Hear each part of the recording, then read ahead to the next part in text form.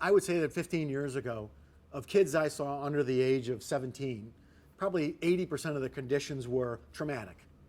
Johnny slipped or fell or hurt his knee playing football or basketball or dislocated his shoulder, broke a collarbone and this or that. And nowadays that equation is flipped. It's probably almost 60-40, where almost 60% of the kids I see have an overuse injury.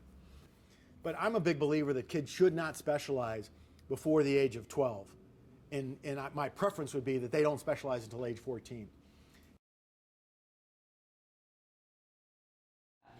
Well, I think one of the problems that we're having now is that kids have sports available to them 10 to 12 months a year. And cross-training is not something that's become part of their lives. It's really just playing their sport to play their sport.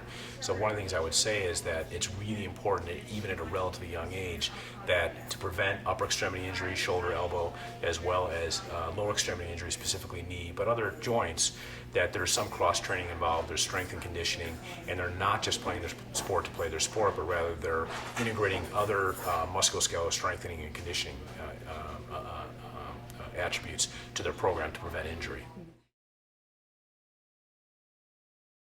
We need to identify when kids are doing too much, when they are changing their way, the way they play, the way they run, the way they throw, when they're getting burnt out, when they're not enjoying what they do.